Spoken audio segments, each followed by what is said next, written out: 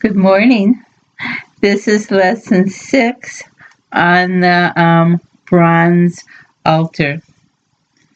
It was rectangular and it was surrounded by a linen fence.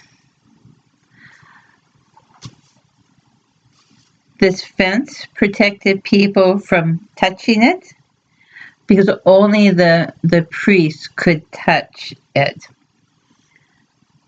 Let me see. On the front or east side of the tabernacle was the entrance, and it was the only way in to the tabernacle.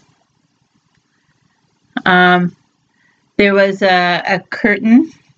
It was put on brass hooks, so it'd be like this. And it had 4 colors of thread.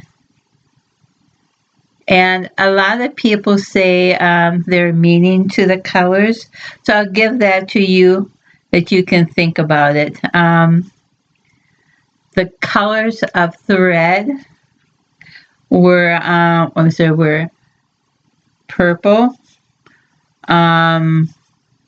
blue, scarlet, and white. And they say that blue is for a sign for heaven, and purple is for royalty, and scarlet is for the blood of Jesus, and white is for righteousness. Now the bronze altar, God required that people would sacrifice for their sins. In Genesis, it said that God told Adam and Eve that the result of their sin was death. The sacrifices were a way that God provided that would show His mercy and forgiveness. And this was a symbol of Jesus.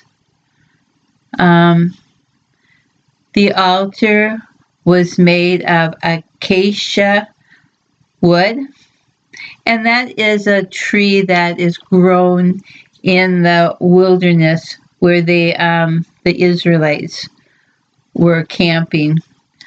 Easy to find, but it's a very hard wood. It's 23% harder than oak, and it's resistant to water.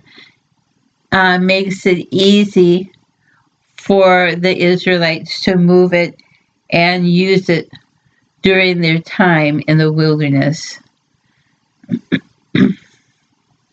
And then there were the horns, 4 of them on each side of the altar. There's no measurement given to how long these horns were, but they were used to tie the animals on the altar. And after the sacrifice, blood from the animals were sprinkled on the horns.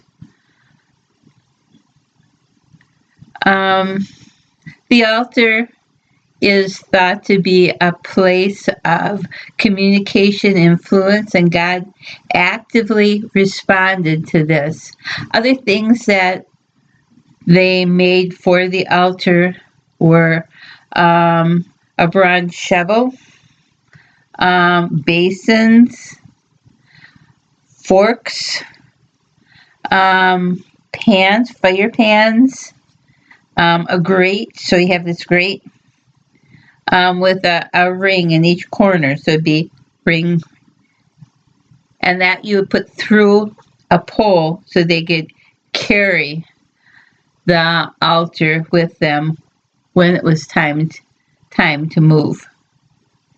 And so this is a quick overview of what the altar was made of and how it was used. Have a blessed day. See you next time for lesson 7.